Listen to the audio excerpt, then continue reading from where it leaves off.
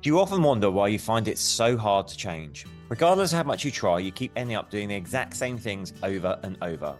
That's because behaviour change is complex, and we want to be totally transparent. It's not easy.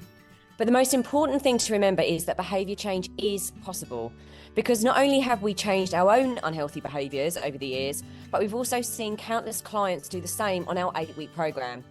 So that's why we wanted to share our latest podcast episode with you, where we interview Dr Nicola Eccles from On Wellbeing. We dive into the steps to changing behaviour for the long term until it becomes a habit, and discuss why compassion is so key to transformation.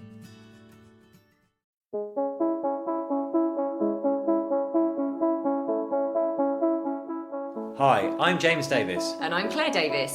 We're the Midlife Mentors, here to lift the lid on how to achieve health and happiness. The balanced, no-nonsense way.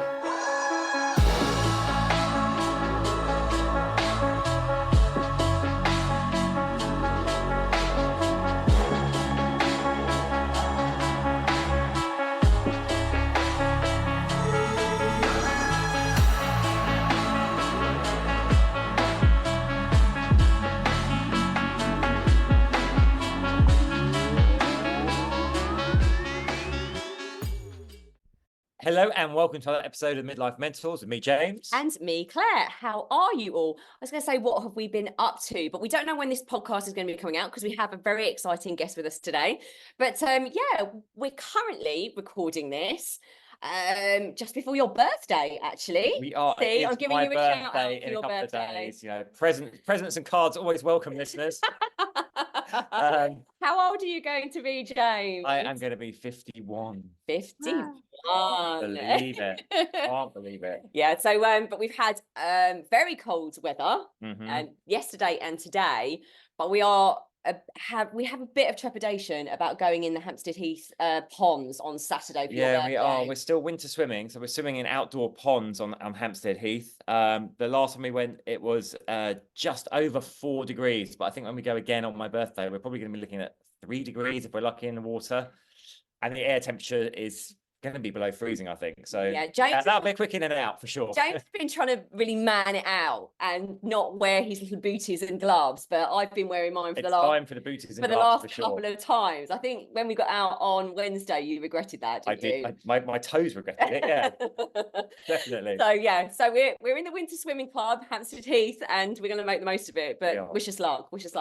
Anyway, without further ado, I think we should get on and introduce our guests. Yeah, so today we're joined by Dr Nicola Eccles, who's head of mental health and wellbeing for On Wellbeing, who is a behaviour specialist. And she's joining us to tell us all about On Wellbeing, which is a new, I guess, tech and app initiative to help people change their behaviours, which is something that we talk about all the time, and it's so hard for people to do. So it'd be great to get another slant on this. Nicola, welcome. Thank you very much. Very pleased to be here on this frosty day, and happy birthday for next week or whenever. Yeah, I didn't get you anything, but hey. Still time. I haven't Nicola yet, to be honest. No, I have. I have got Doing it at Christmas. It is. It's a bit close to Christmas. I used to get it as a child. I used to get the old combined Christmas and birthday. Awful. Yeah. Oh, let me get my violin out. You poor thing. Anyway, enough about me. Yeah. Nicola, you're head of mental health and wellbeing for On Wellbeing, which is a new app that's coming out. Can you tell us a little bit about it and how the concept came about? Oh yeah, I will do. Yeah, really exciting, and also really pertinent to where we are right now. What we're trying to do, what I've been trying to do, I suppose, for the last 5 to 10 years working mental health, behaviour and digital applications, is to try and see where the gaps are. And it's no surprise to you and your listeners that we really are in a mental health crisis. It's not a tabloid headline. More and more people are struggling every day coping. And we can, speculate all we want about the reasons for that: social media, hybrid working, our loss of a community. We can talk a long time about that. But the bottom line is that is where we are now. We've got Mind the Mental Health charity call this the second pandemic, because obviously there is a relationship to what's gone on in the last few years. And there's a 175% increase in people seeking out mental health services. So the figures are just not adding up. People cannot get the help they need. And most of us don't even want to seek help right? Because the hard to reach are hard to reach for a reason. So although we could look, if you like, at digital applications and phones as having some part to play in our mental health crisis, actually they're wide reaching and they're accessible and they're there all the time. So we've tried to build a product that's going to help everybody.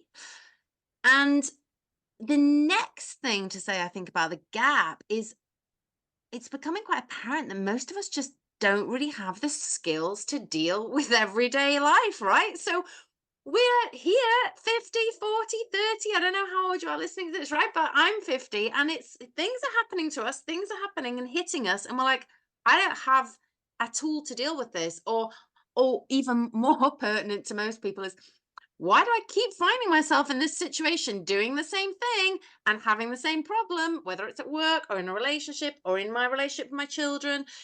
And then you realize that maybe there's a different way to do things. So the gap, I feel, and this isn't to take away from counseling and psychotherapy and pharmaceutical treatments, is that for many of us, we need to learn different ways of looking, of thinking, of speaking, in everyday life. So it's like a skill development app. So I like to call it um the Duolingo of mental health apps, because we all know, it's like that's what we need. We need to learn differently, right? It's like a different language. That's how I see it. So that's what we've tried to do at On. Amazing. Wow, I think that's amazing. I love that Duolingo comparison there, because I think everyone will know that the little language app that's actually fun and kind of gamifies language, if you like. So I think that's a great way to approach mental health. I mean, you're right. I actually didn't know that figure about the 175% increase. It's huge. I mean, it's reflected to us all the time just by the conversations we have with clients and prospective clients, and obviously when we're out there delivering workshops and talks. It's obvious a lot of people are struggling across a number of factors with their mental health. So it's great to see the initiatives like this come together. How did you get into this? Where did your interest in behavioural sciences start? I suppose, I mean, I have a background. I think you might have a similar background from we talked before in kind of sports science. Studied in London, worked as a personal trainer, did a sports science degree. Why is everybody not exercising? It's great for your mental health. It's great for it's great for your physical self. Why is everyone doing it? We all know we should be doing it. And interestingly, that journey from kind of sports science, and I started to work. My PhD is around like adolescent girls and their behavior around physical activity and the behavior in relation to their friends and who they are and their self identity. So I kind of morphed into that. And then I suppose it was more like community health. I started working, I'm a long time academic in different universities in the north of England around like why can't we change? Why can't people exercise? Why can't they make the right choice to eat? And it slowly became clear to me that all this information we're giving people wasn't leading to any changes. So, from a public health perspective, we're spending billions of pounds telling people things, but it doesn't go anywhere. So knowledge doesn't mean action. And then I just became so interested in that intention to action and where is that bridge. And I became so interested in stories of like tipping points of like how someone had smoked 90 a day and then they stopped, or someone had transformed their life. And it's like, well, how do you do that? Because everyone else is sitting in the wings just absolutely unable to. So that is how I became interested in behavior change in terms of our physical health. But then again, another little journey, it became clear to me that you can have all the couch to 5K, all the kind of little interventions we want around eating differently, around sugar tax, but ultimately a lot of the time we know we're self-sabotaging with our unhealthy behavior. We know we're not doing the right thing, and that is because mentally we're not feeling great in ourselves. So it all came back to mental health. In that, if you are feeling good, you have high self-worth, you're resilient, you're coping, you're more likely, not definitely, but you're more likely to make the right choices. And so actually what we need to do is help everybody to start to feel a bit better. But then it became clear to me that actually that's also a behavior change issue, because it isn't actually, we need to learn to feel better. We need to change our behavior. We need to take some accountability and responsibility for this. And of course, you know, for you listening, out there who might think, well, that's easy to say. Of course, I'm not talking about, clinical diagnoses of, bipolar or schizophrenia or, clinical depression. I'm talking about most of us who are surviving and not thriving. Like we can learn differently. So the journey from sports science into behavior change for mental health, because ultimately it comes back to that thing of, and then we will choose to make healthier choices, I think. Everything you've just said so resonates when I do one-to-one coaching, and like James said, the people that we come across, it's such a self-worth issue. And like you say, it's not that easy. It's not like you wake up one day and you're like, you've suddenly been able to rewire your brain to have more self-worth. It's a process. It's a skill set, actually. It's a skill set. It's a skill set that a lot of us, we just don't learn this stuff, do we? Growing up, we don't necessarily have the right mentors, the right coaches. We're, part of what we talk about is that we don't have that connection and that community to as well to elders or mentors or coaches that kind of used to pass our ancestors that information down on how to look after yourself mentally. And I think the disconnected world that we're in right now, we're hyper connected but also disconnected, so those skill sets aren't necessarily talked about, they're not passed down, and people feel very alone, don't they? Oh, we're Very all walking isolated. about with imposter syndrome, Yeah. thinking, and what's made it worse is social media. We cannot take away from the fact that never before in history have we had 24 hours a day, 7 days a week, access to look at the lives of others, and the lives of others that are so orchestrated. And then on the flip side, never before in history have we been able to look at terrible news events at 2 a.m.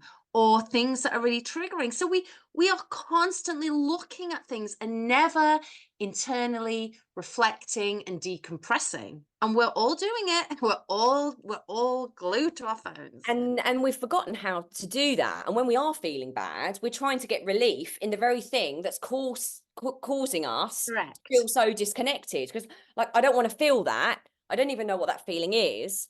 I just want to block it out. So I'm going to go for the quick fix of getting back on my phone, which is actually going to perpetuate this bad feeling of comparison. And yeah, it's so true, and it's so crazy. It's highly addictive. We all know that the algorithms, the things that are in there, are made so that we are constantly re-looking and checking. And it is addictive. And the other thing is, through the perma crisis, I'm sure you've heard that word. So, the last few years were described as a perma crisis: Brexit, pandemic, cost of energy, cost of living crisis, Ukraine. And what's happening is that this kind of, this perma crisis has led many of us to have a low level of anxiety. Now, when we have anxiety, it ties very closely to addictive behaviors, and distraction are easily found in our phones. It's just like we want to touch them. It's addictive, and it's hell. And actually, for many people, I think, of course, I can't speak for everyone, but I think it masks an anxiety. It masks some anxiety. Yeah, absolutely. It really does. And yeah, just what you said. I mean, I noticed myself doing that. Like, it's not, we talk about this, and because they are so highly addictive, sometimes I'll find myself, and I have to be really, really conscious, because it's become so part of everyone's life. But, I'll be sitting there watching something with James, and actually both of us will sometimes, even when the TV program is on, pick up our phones and start looking at that as well. And you're like, you're constantly on in so many different ways. Yeah, and those constant distractions. I mean, we're constantly distracted. We're unable to focus, and then we feel shame about that too. So we're feeling shame about the fact we're constantly distracted, but it's not really our fault, if you like, because the people that made these things have created it so we can, we can't concentrate for more than about 45 to 60 seconds, I heard, without our brain suddenly just going off. Apparently the human concentration span has dropped significantly in the last decade. Yeah. It's apparently left the goldfishes now. And we according to can't ignore this anymore. I mean, No, I believe there'll be a backlash. I mean, we've kind of gone off on a segue here, but I do believe that there'll be a backlash against our use of technology because of the impact it's having on our mental health is so great. Yeah, and actually, really interesting that you say that. That I've been having more conversations with people recently. Actually, I would say they're the Gen Zs. Okay, so they're not the millennials, they're the Gen Zs. They've actually said, you know, my friends and I, we've come off.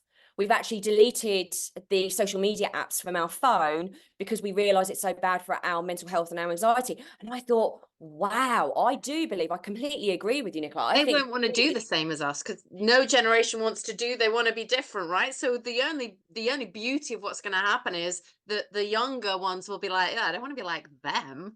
Yeah, I don't want to be on all the time. I don't Yeah. want, yeah, it's almost, and actually what I'm seeing is that they see it as a kind of a badge of honor, which I think is amazing. They're Good. kind of like, actually, I've managed to, you know, kick the addiction of being on my phone all the time. And they're very proud of that. And so they should be. So like, it's kind of one of those things that's doing the rounds. I think it's great, but lots more I'm noticing are doing that. Yeah, and so the thing is, we are doom scrolling, as the word is, and I believe it's a way of masking anxiety quite often for many people. Yeah, absolutely. Well, it's a distraction, isn't it? I think when we're not feeling comfortable in ourselves, when we're feeling that discomfort, we'll look for the distraction. Mm. And now the easiest thing is just to pick up your phone, whereas maybe in the past it might have been, it might turn into another addiction. It might be food, it might be drink, it might be drugs, but the phone's available to everyone right there and then. It gives you that dopamine hit, so you get that feeling Yeah, good. most people are doing all those things. The phone Yeah. with the drink and and it's so effective because you suddenly immerse yourself in the world of something else instead of sitting in the discomfort. So we're only human, literally, Yeah. so why why wouldn't we? And I was just thinking something else there. I was thinking, you know, because we're in such a quick fix society now and we can have everything, you know, we're told we can have everything, we see it all on social media, everything's quick fix. I think sometimes when we have these conversations and some people think about having to do, you know, what you've so rightly said is we need to build a skill set. It's a skill set of mental Set. health. And I think that some people just think, well, I can't be bothered with that. That's going to take too long. I mean, that's a And it block that is. I That's come up. hard work. It's Yeah. hard work. Yeah. Well, I was going to ask about that because you touched on it. You Yeah. touched there about the gap between intention and action or result. And this is something I come across all the time because Yeah. we do live in a quick fix society. If you said to anyone, do you want to be healthy, fit and healthy? They're going to go, yeah, of course I do. But it's like, you want to be fit and healthy, but you need to do X, Y, and Z. They're kind of like, eh. They'd So still how do say we yes, I think. how But do the we thing bridge that is, gap? the actual doing it, and there are so many blocks. I mean, yeah, we can talk about those if you want. Talk Yeah, about I the would Yes, love to. blocks. please. Yeah. Yeah. So Yes. why can we not do the thing that we say we want to do? We're saying it. God, I need to stop drinking as much. I need to stop, picking up my phone. I need to stop being late. I need to stop procrastinating. I need to lose those 10 pounds. And the list is just endless. And why can't we? What's the gap between intention and action?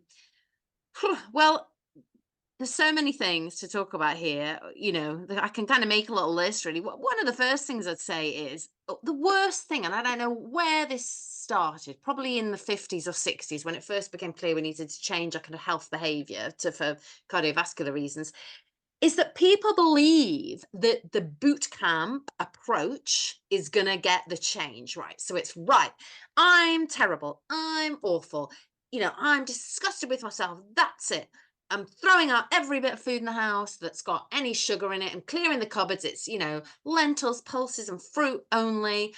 That's it now. I'm terrible. And it's that boot camp approach that is the most likely thing to make you not change.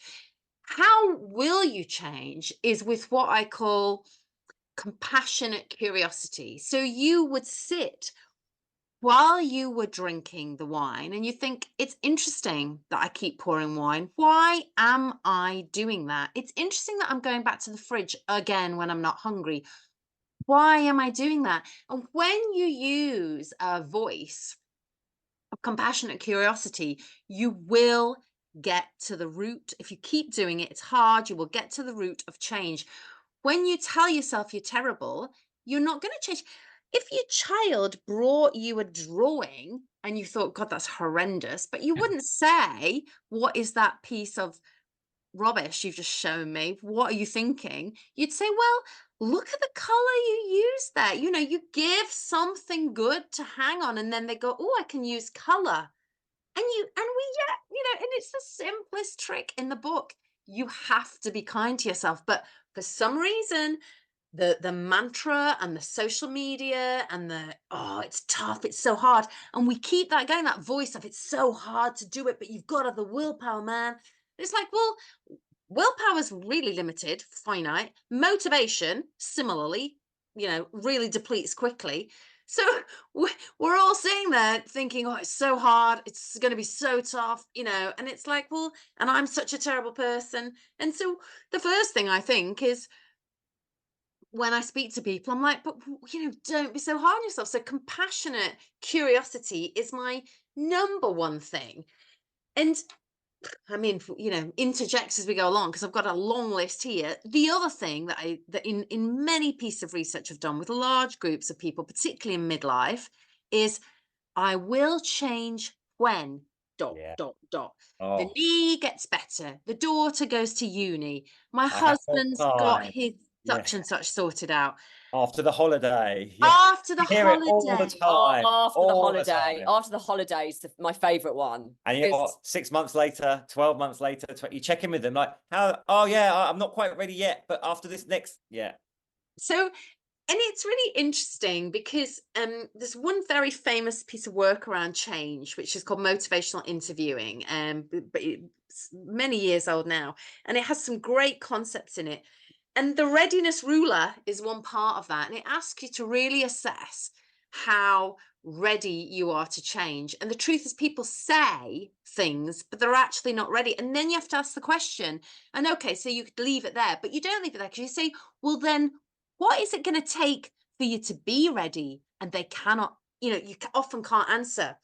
And the other thing that actually motivational interviewing does, which is really important as a technique, is it says, right, what are the negatives of changing? Because no one ever thinks about that. They always think, I'm going to stop eating all these takeaways. I'm going to be bouncing out of here with glowing skin. My clothes are going to fit better. Well, guess what? What does having those takeaways mean? Well, having those takeaways means you work a bit longer, you maybe get to run your kids around a bit more, you don't have to go grocery shopping as much, you don't have to stand chopping food, you and your partner enjoy that, regular takeaway. It's something that she likes too. So the minute you suddenly stop having those takeaways, guess what happens? Your time's taken up. You're thinking, this is more expensive. Your partner's like, what? We always have a Chinese on a Tuesday. Why are we not having a Chinese on a Tuesday now? And so suddenly you're forgetting. So one of the things nobody does is they're like, what are the negatives of changing? There are negatives of going to the gym. You're going to lose time somewhere. You're going to have to buy some kit. You might feel out of sorts. Often the people around us have more of an impact on whether we change or not than we want to realize. If you suddenly say, I'm stopping drinking, how is that going to go Oh, down with, mhm. someone that you live with or your friends who, you don't have to be a heavy drinker, but they're going to be like, but we always have a glass of wine on a Sunday. So, I you know, Yeah, it's really interesting, like, because we talk a lot about roadblocks. It's just made me realize that in a similar way, I think when we go through certain processes with our clients, especially on our retreats, and we've got them in a room, one of the things we talk about is like, what's some of the roadblocks that are going to come up? So in a similar way, like the negatives, what are the roadblocks that are going to come up? So you're already pre-set, like, so you don't get into it and then just think, oh, bloody hell, this is too hard. This is crap. And then give yourself a get out clause, because that's what's going to happen. You're going to be like, oh, this is too hard. That person doesn't like it. I'm now feeling bad. I've got to get. But if you've got a way already in your head of knowing what those roadblocks, those negatives are going to be and how you might navigate them, I think that kind of helps people a little bit. I'd love to know your thoughts on that. yeah, well, you have to prepare. So, there are stages. It's like you have to prepare to change. Of course, we all love the story of, Uncle Bob who smoked 90 a day, woke up one morning, said, no more for me. And that was that. That doesn't happen for most of us because our behaviors are so tied into so many bits of our life. So you have to prepare the ground, and that is a bit uncomfortable. And you're like, oh, I just want to get started with this thing. But no, you have to prepare the ground.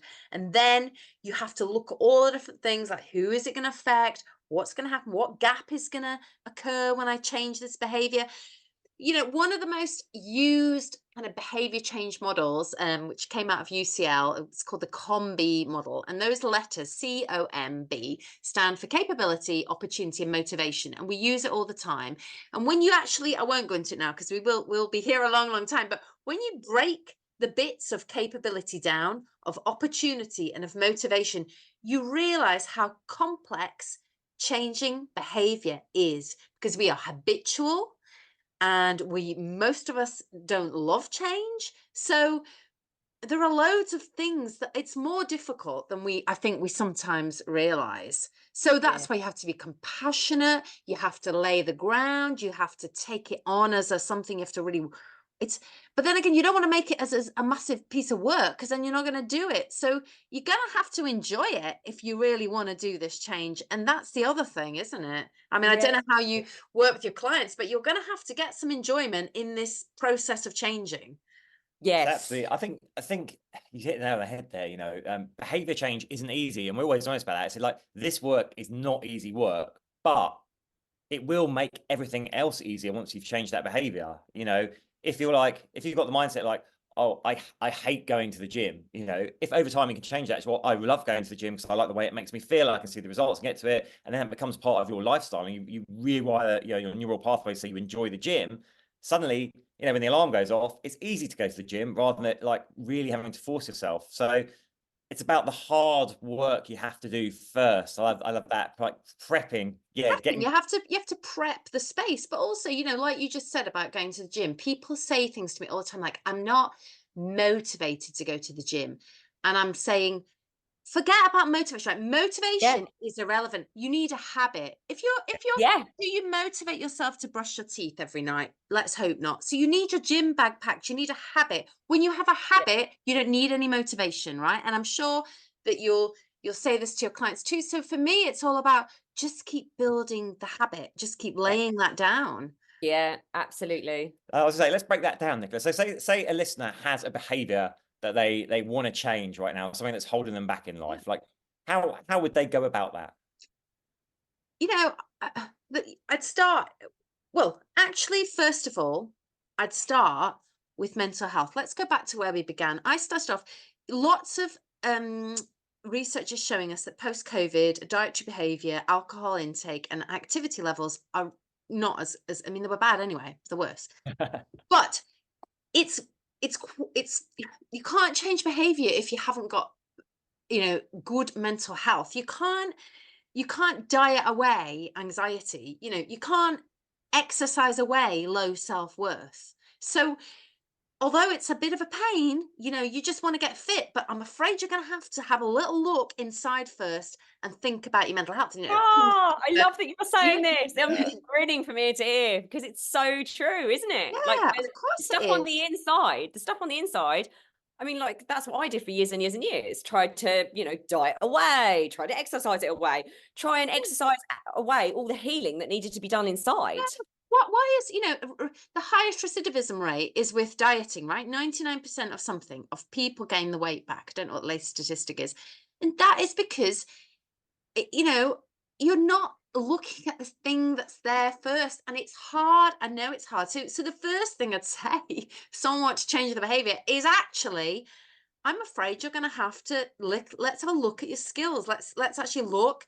Are you living with low self-worth? Have you got some trauma? I'm sorry, I know that word. We're all sick of it now, but it's good. We're realizing things that happened in our childhood where they're coming out as behaviors now. You know, have you got low mood? You don't have to have clinical depression. Have you got low mood? Have you got anxiety? Where are you on that scale? So first of all, I think we have to explore that a little bit. And then if you say, well, yeah, okay, I think I'm okay, then you're like, okay, well then are you doing that boot camp thing, or are you doing compassionate curiosity? Are you beating yourself up? So your first step is your mental health. Your next step is stop giving yourself this terrible whip that you're beating yourself with, and start being kind. And then when you're kind, you begin to hear the answers of why you're doing the thing. You can't change the thing if you don't know why you're doing it, right? So then you'd look at kind of compassionate curiosity, I think. And then you'd listen to that voice. We've just touched on it. I will when. What's that thing? What is it that you're waiting for? The holiday. Right. And why do you need the holiday? What is it after the holiday that's going to change? So then you do your I will when check. And it's that readiness ruler. And then you'd say, right, what are the negative things of changing? What are the negative things of whatever it is you want to do, stop smoking, exercise more, and stop looking at your phone. And that's when you really get the answers of, all right, yeah, I've got a lot of things that are tied into this behavior. And then you're preparing the landscape. What is it going to look like in my life when I have this different behavior? And then you can't put it off anymore. You've got to form that Build the habit, habit. right? Yes, you've got to build the habit. And when you've got that habit, you've not got to have the imposter syndrome. You've got to then believe you are that person. It's a long time ago now when I lived in London and I was a personal trainer. And this is even before I was doing behavior change. I remember I had a client, and I was trying to encourage her. In fact, I used to live near you guys, and we were going to go for a run in Hampstead Heath. And I had this client, I used to say, all right, you need to get some running shoes, because we're going to start running now. And I said, now there's a shop in Camden, God knows, I can't remember the name. It was in the 90s. It was the running shoe shop you'd go Runners to. need. Runners Yeah. need. Okay, so you've got to go to this shop. That's where I go and get my Asics. You go and get yourself some good running shoes, because what you're wearing right now are from Marks and Spencer's, and they're fine, but they're gonna hurt. And she said something that was so profound, and it all came back to that identity and an exercise identity. She said, but I'm not a runner. I'm not able to buy the shoes from Runners Needs because I'm not that person. So I'm going to stay in my Marks and Spencer shoes until I feel like I can go into that running shop. And I thought, well, there's the problem, because you don't believe you're able to go into that shop. So the block is also the identity. I'm not a healthy eater. Underneath, I'm secretly an unhealthy eater. I'm secretly really lazy. So we don't believe we're that person, right? Yeah, and this is what we always say: you can't outperform your own self-identity. Yeah. So that's it. Like, once you've got this self-identity, trying to do all these external things, it's not going to work. You're going to have resistance to it. It's not going to work because actually you don't believe that you're that person in the first place. So yeah, but then what you've said in the nugget of it all is we have to learn the skills to build our own loving self-esteem and praise. Yeah, well, I mean, self-worth is the foundation of psychological well-being, right? So Absolutely. there are for me, there's kind of 6 key elements of psychological well-being, but sitting as your foundation brick is self-worth. Yeah. And you're going to struggle to change any behavior, whether it's to do with your mental health, to do with your physical behaviors, if you've got low self-worth, because you'll not believe you're worth it, right? So Yeah. So true. yeah. So true. This is fascinating. So tell us a bit, when is On Wellbeing coming out, the app itself coming out, and how can people use it? Yeah, we launched at a conference called Mad World actually in October, which is a big kind of mental health conference in the UK. We've got some big organizations trialing it with us right now. It's for organizations. So yeah, it's probably better to say that right now. It's not an individual license situation. It's an organizational approach. So we see, in the workplace, there's been this long pull, hasn't there, of are you responsible for your employees' health or not? Now, I think post-COVID, that conversation's transformed a little bit. Most employers know they have a responsibility. Yeah. But what they think they need to do is a gym subsidized membership. Oh, I know. Free fruit, some water. I'm like, Free well, fruit. yeah, you're not Free getting yoga on a Friday. Yeah, Yeah. free yoga on a Friday. Wear what you want on a Thursday. That's going to help you. Yeah. And these things are nice to have, but the bottom line is, for me, work cannot give anymore and people can't give anymore. So we've got this real tension. The truth is, all work can do is facilitate. They've got a captive audience. We work much longer hours now, especially hybrid working. So they have a responsibility because they have our time. And so for me, what organizations need to do is to provide a number of tools for people. And you know what? The thing about the app, or what, you know, an app does is, it, as I think I said at the beginning, it reaches the hard to reach, because I'll tell you who goes to the blood pressure monitor checks and eats the fruit. It's the people that are already engaging with their health. The hard to reach, who have a long list of things that are going on in their life: separation, a child with mental health problems, caring for a parent, you know, a house with a roof that's falling in.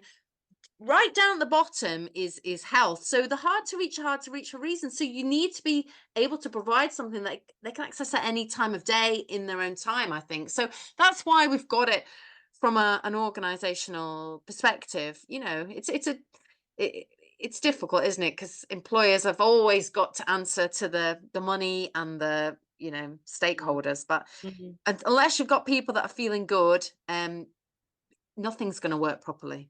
No, and like that is the thing about, that's why we love doing some of the corporate work that we do, is you they are there. That's where they spend a lot of their time, and actually it's the perfect opportunity to be able to touch those lives when they're in an environment that they're in frequently, and a lot of their time is spent there. So yeah, it sounds really, really exciting what you're doing, honestly, and it's really, really needed. So huge congratulations on what you're doing. Thank you very much.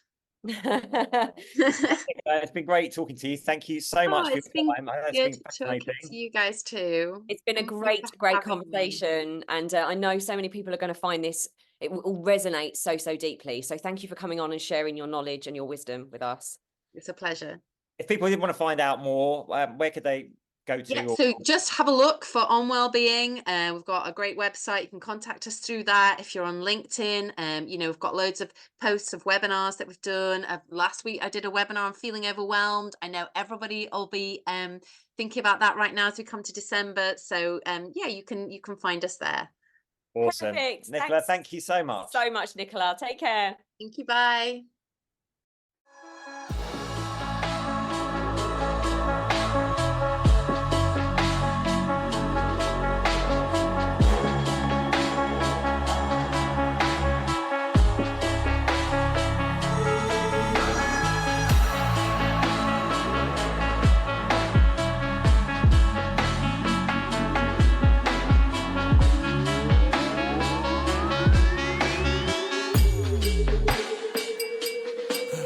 Yeah. You've been listening to the Midlife Mentors with Claire and James Davis.